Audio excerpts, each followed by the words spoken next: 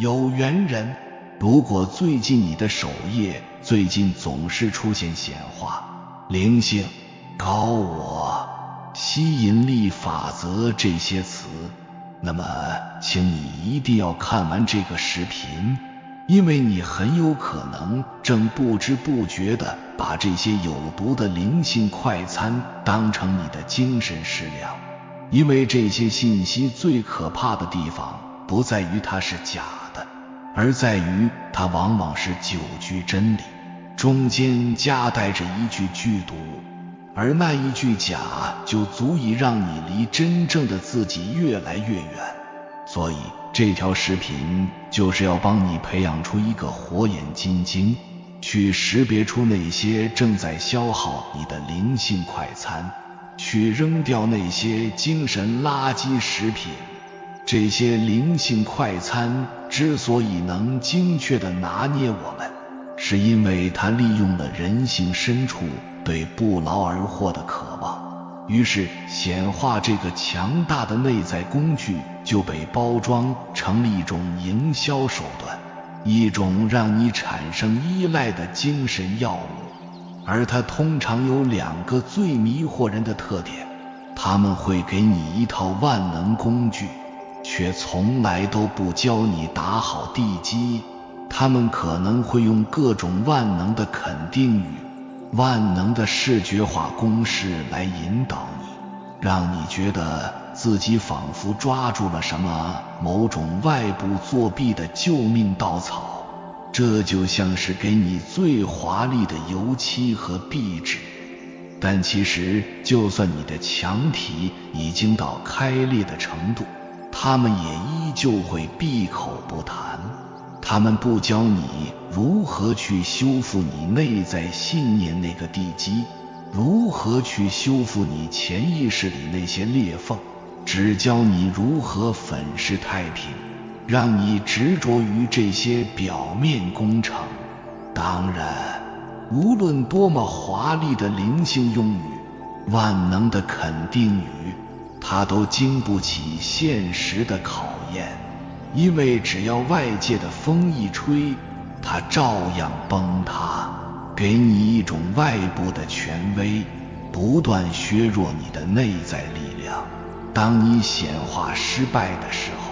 他们不会引导你向内看，而是简单粗暴地告诉你，那是因为你还不够相信。他们会引导你去更加的相信宇宙，相信某个外部的神秘的规律，甚至让你去相信某位大师。他们尝试让你打消所有的怀疑，把相信无条件地交给他们，而这就是显化无法发生的根本原因，因为你已经把显化的主体，那颗本自具足的心给弄丢了。你开始心外求法，缘木求鱼，却离那个唯一能创造现实的真正自己越来越远。那么为什么我们会这么容易就掉到这些陷阱里呢？因为在我们的内心深处住着一个极其渴望被认可，却又伤痕累累的小孩。我们从小就被塞进了一个标准角色的模具里，而这个模具可能来自我们家庭教育和社会环境，它或许会强调服从效率和唯一正确的答案。而下面这个故事其实就是一个很标准的模板，也许会在这里看到一些你的影子。在过去很长的一段时间里，麦克都拼命地扮演着一个好人。在公司里，他要当一个好员工。这意味着什么？意味着他要勤勤恳恳、兢兢业业，甚至要主动牺牲自己的休息时间来换取领导的一句肯定。他也很少提要求，很少说不，总觉得委屈自己，成全他人才是一个好同事该做的。而在生活里，他要当一个听话的孩子，这意味着他要勤俭节约，不能乱花钱。他内心一直有一个声音在告诉他，你必须吃尽苦头才配享受幸福。你现在还年轻，正是应该吃尽苦头的年纪，怎么配得到幸福呢？他为什么会这样想？因为从小到大，他身边的人，他读到的故事，都在向他传递着这样的信息，所以他也自然而然地把这些角色设定当成了他自己。他活在这些必须和就应该的枷锁里，真心地认为自己不配拥有轻松的富足，也不配享受当下的喜悦。现在你可以对照一下，看看你是否也扮演着类似的角色，是那个永远把别人放在第一位的老好人，是那个必须考第一名拿业绩拿销冠才能证明自己价值的优等生，还是那个认为自己必须什么样的身材外表才值得被爱的人？其实这些角色就是我们的小我，它不是我们，它只是我们在某个阶段为了生存，为了被爱而戴上的面具。而真正的显化，真正的灵性成长，就是一场决心摘下面具，重启内在工程的探索之旅。它不是让你去成为一个更好的、更完美的别人，而是让你找到那个本该被活出来的真实的自己。而这场内在工程的核心，不是去添加什么新的信念，而是去看清并拆除那些就有的限制性的脚手架。所以它需要你勇敢地潜入你的内在宇宙，就像一个考古学家一样去问自己，我必须吃苦才配幸福，这个信念是谁放进我的心里的？他现在还服务于我吗？我必须得到所有人的认可，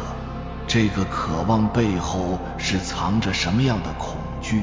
我不配拥有那么多钱，这种不配得感又源自于哪一次被评判的经历？看清它就是疗愈的开始。当你决定重启这场内在工程，你就不需要再听从任何外部的指挥，你会开始为自己的人生掌舵，你开始允许自己从那个旧的、充满评判的体系里走出来，去定义属于你自己的幸福标准。但并不是说幸福就是陷入消费主义，不断地追求物欲，不是这样的。幸福是一种很自然的配得感，是看到生活就是有无限可能的，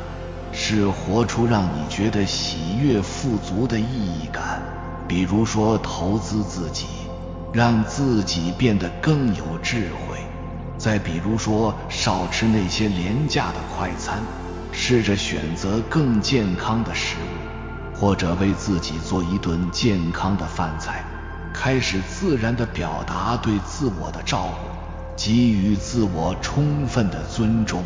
你会发现，当你放下那些必须和应该的枷锁，给自己充分的关怀，并发自内心地说出那句我值得拥有幸福的时候，那一刻你就是自己的太阳。你对自己充分的照顾和关怀，就是那块显化丰盛的最肥沃的土壤。所以真正的理性智慧通常是不会教你向外求索的，他们只会用各种方法提醒你同一件事。向内看，他们会告诉你，你自己就是一个拥有无限可能性的自由的个体，你值得被爱，你值得幸福。而这不是因为你做了什么，而是因为你就是你。显化它不是一个让你获得什么的魔法，它是一个让你回归的门户，它让你穿透那个充满限制和矛盾的小我角色，与背后那个更自由更广阔的真正的我重新的整合。要知道，你不是在创造一个新的你，而是让本来的你被活出来而已。因为这个世界上最值得追随的大师，那个唯一能点亮你生命的光，就是也一直都是你自己。这条视频可能会颠覆你过去对显化所有的认知，因为你可能已经试过视觉化和肯定语，试过不断地想象梦中的房子、车子、完美的伴侣等等各种练习，或者每天念我很有钱，我很自信，甚至花大价钱买了很多的课程，学习各种显化的秘诀。但结果呢？现实好像还是一堵纹丝不动的墙，什么都没有发生。于是你可能开始怀疑，是不是我还不够相信？还是说显化法则根本就是一场骗局？如果你也有这些感受，那说明了你所了解的显化是错误的。显化它从来都不是一场关于添加的游戏，而是一场剥离的修行。它不是让你卖力地向宇宙下订单，而是一个向内的门户，一条带你真正找到自己的路。而为什么我们绝大多数人都会在显化的道路上失败，然后放弃呢？因为我们从根本上就搞错了方向。我们把显化当成一场加法的游戏，我们以为是我们的内在不够丰盛，所以要去添加更多富有的信念。我们以为是我们的潜意识里没有豪宅、豪车的信息，所以要拼命地通过想象去添加这些画面。但这就像一个杯子，里面已经装满了很多浑浊的泥水，你拼命地往里面倒干净的纯净水，但结果只会是一杯更满但依旧浑浊的泥水。你真正要做的不是往里倒水，而是先把杯子里的泥沙都清出去。这就是显化的第一个核心秘密。显化是减法而不是加法，它真正要你做的不是添加更多我想要的念头，而是剥离清理那些潜意识深处让你得不到的信念。而视觉化的作用就像一面镜子，它不一定会帮你显化，但会让你看到你心里的恐惧。它能让你把心里那些负面的信念看得清清楚楚。因为丰盛、富足、喜悦，这些都不是需要你从外部去获取的东西，它们是你与生俱来的出厂设置，是宇宙万物共同的属性。富有和丰盛就是你内在本质，它早已存在。所以即便你不做任何视觉化，你依然能显化对你来说最好的实相。但前提是你需要勇敢地脱掉那些穿错了的又脏又旧的衣服，让本来就丰盛的光芒自然地闪耀出来。而这些脏衣服到底是什么呢？在心理学中有一个著名的冰山理论，我们日常能意识到的想法、念头，我们的潜意识，它就像海平面上那小小的冰山一角，它只占我们决策力量的5%，而海面之下那巨大无比的冰山主体就是我们的潜意识，它掌控着我们95%的人生选择和命运走向。这块吸引一切的巨大磁铁就藏在你的潜意识里，在你过往的人生经历中，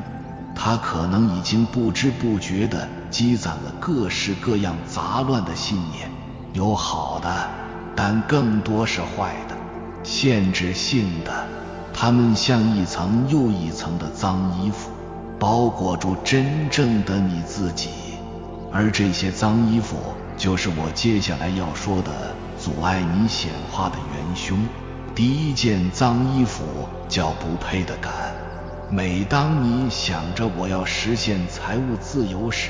潜意识里的那个声音会不会第一个跳出来说，怎么可能？别做梦了，你不配拥有那么多钱。当你渴望一段又美好又亲密的关系时，他又会说，这是不可能的，没有人会真心的爱你。第二件脏衣服叫匮乏感，或者说恐惧感。你一边念着我很有钱，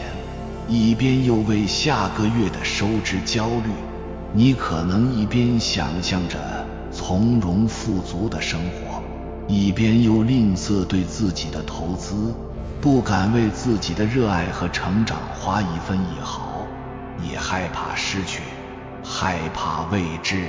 这种底层能量状态和显化丰盛是完全背道而驰的。第三件脏衣服是必须吃苦的信念，这可能是我们从祖辈那里继承下来最深的烙印。吃得苦中苦方为人上人。所以当我们尝试与欲望与自我和解并享受当下时，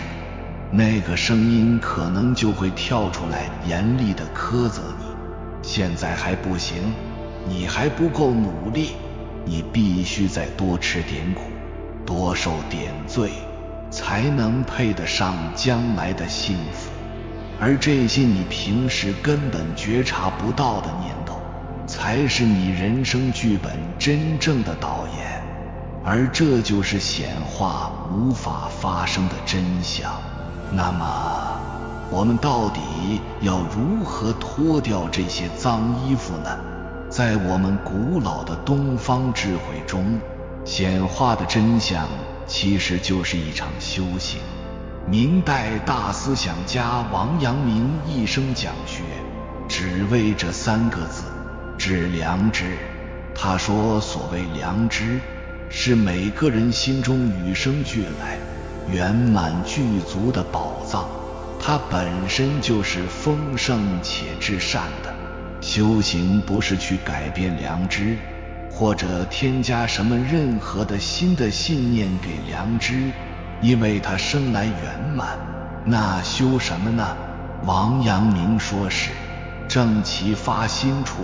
是去思除污。这和我们的显化其实是一样的。你本自具足，本自丰盛，而你的良知，你的心体，就是那块能吸引一切美好事物的终极磁铁。而那些不配得感、匮乏感，就是包裹在良知外面的私心和污垢。修行就是剥离这些脏衣服的过程。禅宗管这个叫明心见性，他们称这个圆满的本体为自性。六祖慧能大师开悟时说，何其自性，本自清净；何其自性，本自具足；何其自性，能生万法。你的自性中有具足的创造力，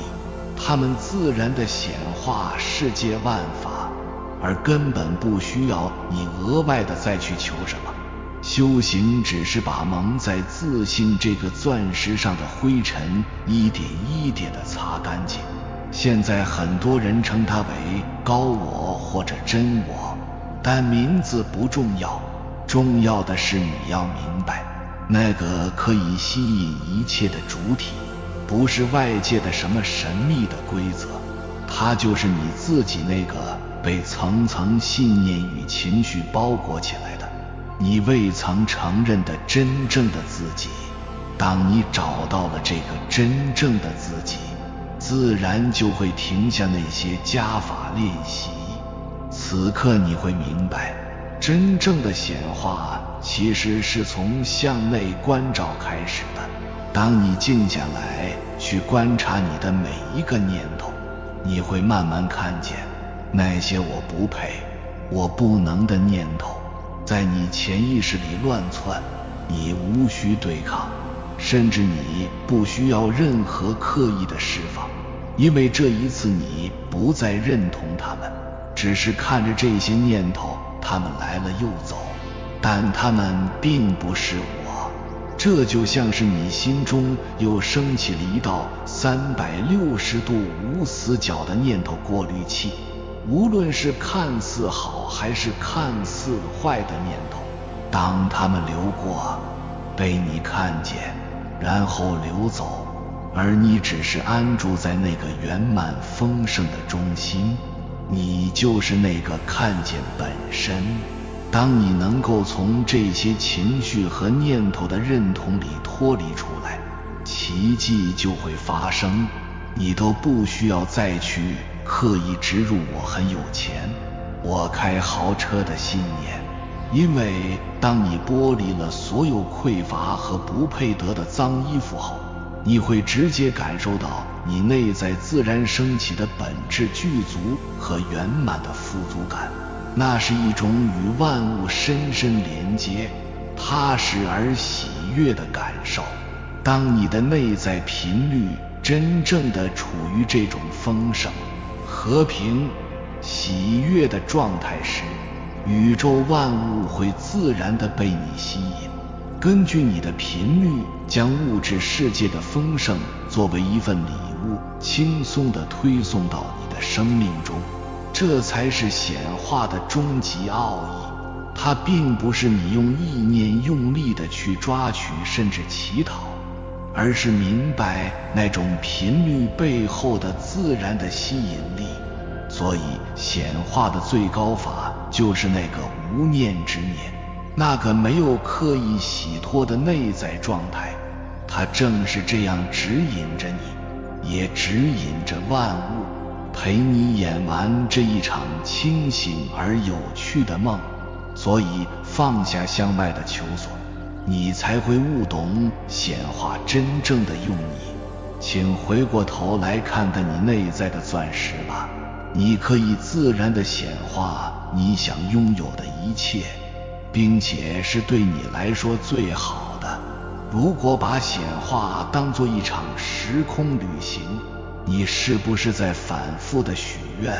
希望赶快到达旅途的终点？但是你可能忘了，真正重要的是过程，因为旅途没有终点，你也无法显化出一个完美的自己，如果你没有先在你的心里活成他的样子。而这也是为什么无论你如何显化，现实依旧纹丝不动的原因，因为那根本不叫显化，那叫许愿。网上有很多信息把显化描述成了像阿拉丁神灯或者像黑魔法一样，所以我们大多数人从一开始就很容易掉进一个巨大的陷阱，那就是对着结果许愿的陷阱。因为我们好像都死死地盯着那个结果，我有100万，我有一个完美的伴侣，我很自信。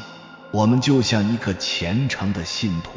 向宇宙下的一堆的订单。刚开始你可能会感觉特别好，你的内心充满了笃定感，仿佛这100万明天就要到账了一样。但是到了第2天、第3天呢，你会开始焦虑，为什么还没来？你会开始怀疑，我真的可以吗？或许我根本就不配拥有那么多。为什么会这样？因为那个100万的结果对于现在的你来说，它是一个外在的遥远的目标，它不是你生命中的常态。你和它之间隔着一条不现实、不配的、不可能的巨大的鸿沟。当你每一次用力的去要那个结果时，你背后的潜意识就像在大声的反抗。别傻了，看清现实吧，这根本就不是真的。而这就是你显化失败的秘密。你无法显化一个与你当前身份设定完全冲突的结果。那么真正的显化到底是什么？真正的显化不是预演结果，而是预演状态。不是告诉自己我有了，而是告诉自己我就是。当你努力地告诉自己我要100万，或我有100万，可你轻轻地感受，我是一个习惯了拥有100万的人。仔细地感受这两种模式背后的情绪能量是什么样的。当你明白了其中的原理，你就会发现显化从来都不是什么虚无缥缈的玄学，它是一门极其精准的内在科学。它的本质是让你在物理现实发生改变之前，就提前成为那个你想活出的人，提前活出你想要的状态。你不是去祈求一个外在的结果，而是把你的内在频率校准到那个结果同频的状态上，向那个未来的自己去借力。你可能会说，你说的没错，但我还是觉得我做不到。如果我的大脑还是不相信怎么办？而这正是我们要解决的关键。绕开你的限制性信念。在脑科学里，我们的大脑分为逻辑性的左脑和感性图像化的右脑，而你的左脑就像一个极其敬业但有点死板的保安，它守在你潜意识的大门口。当你用语言，也就是肯定语，一遍一遍地跟他说我很有钱，这个保安会立刻拿出他的小本本，翻阅你的现实数据来跟你核对。不对呀，记录显示你上个月还在为你的房租发愁。别做梦了，你根本就不是有钱人。所以单纯的语言很难骗过这个逻辑严密的保安，因为你只动用了那5%的显意识在硬闯，而剩下的95%的潜意识，你的内心深处毫无波澜。还有一个更深层的原理，我称之为幻想与现实的钟摆效应。当你过于用力地强调一个极端，比如说我拥有，而你的现实就会像一面镜子，反射出那个相反的极端，我没有。这就是一种在能量上的二元对立。你越是在一个方向用力推，那它的反作用力也自然就越大。所以我们要做的就是聪明地越过这个对立，直接让自己沉浸在那个状态里。我们要绕过逻辑脑这个保安，直接走后门进入你的潜意识里，用右脑，用觉知，用你无感的体验。这就是视觉化和活在当下的真正力量。它是能够直接绕过左脑逻辑评判，是进入你内心的门户。那具体该怎么做呢？接下来就是这个影片最核心、最值得收藏的部分。我要带着你们来一次正确的显化练习。当然，你可以把接下来的内容想象成我们在玩一个时空穿梭的游戏。我们不要任何东西，我们只是去体验。假设你想要显化100万，那请你先试着忘掉100万这个刺眼的数字。现在请你就跟我一起深呼吸，想象一下，你已经是一个对银行卡里有7位数余额习以为常的人了。注意是习以为常的，所以你当然不会因为这个数字而狂喜，因为它对于你来说就是你的日常，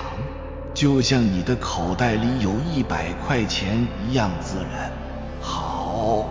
现在请你以这个身份来过一天。当你早上醒来，你是什么样的感觉？是充满对新的一天的期待，还是平凡又喜悦的从容感？你为自己准备早餐时，你会选择什么样的食材？是犹豫价格买廉价快餐，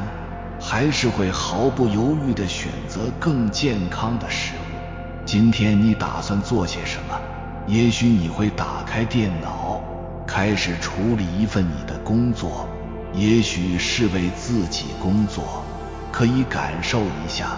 假如你在一个舒适的环境里工作时，你的那份专注、创造和价值感。到了下午，你可能会做些什么？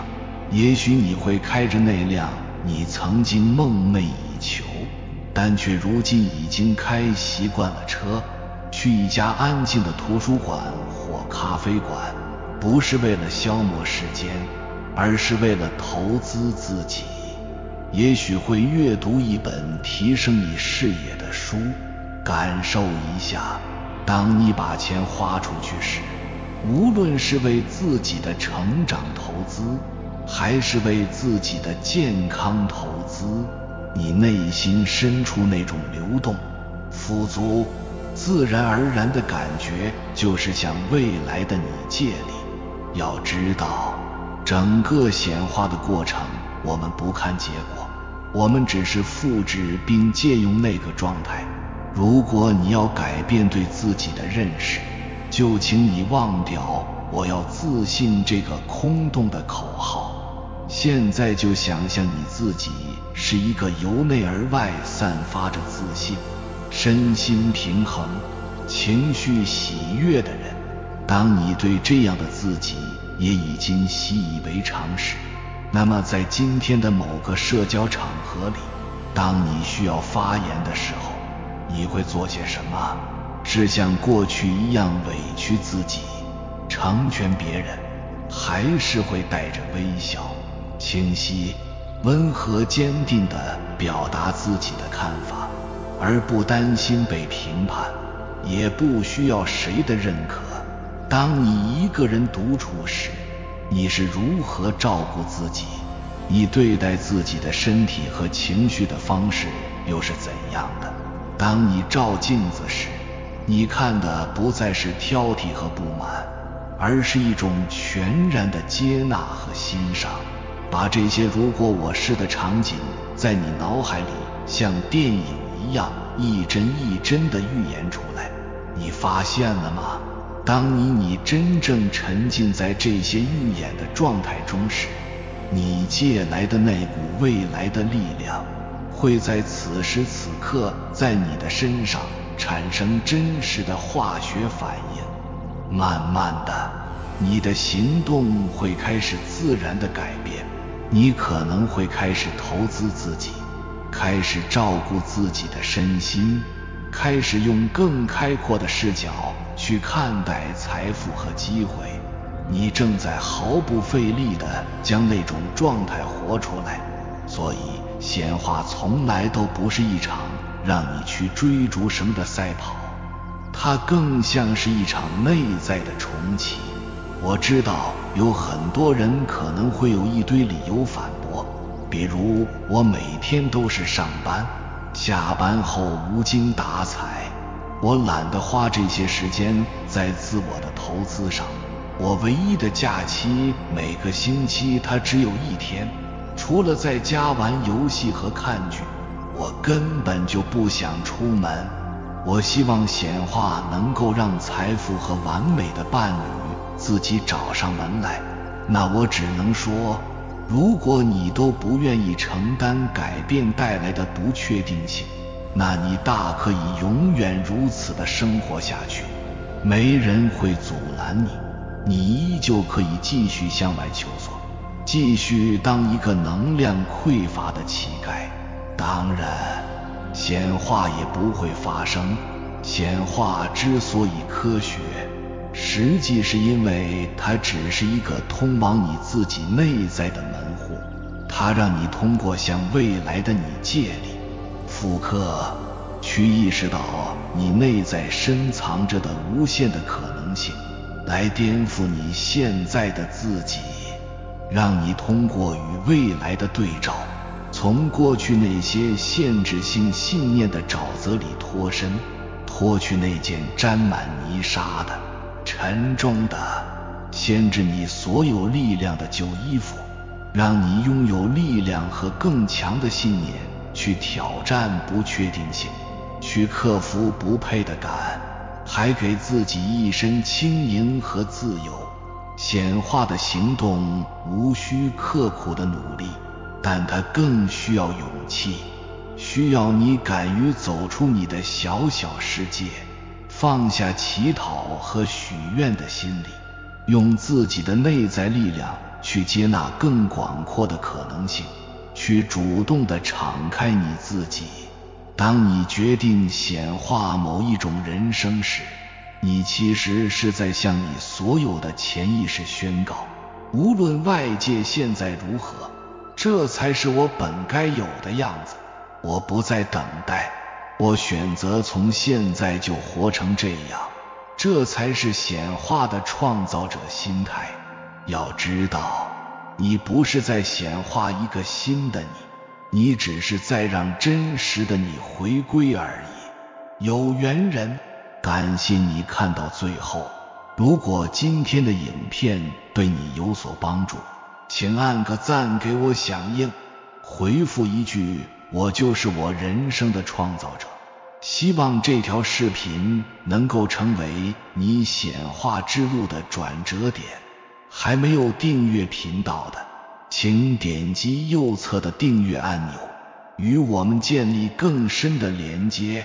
随缘加入会员，与同频之人共修福报，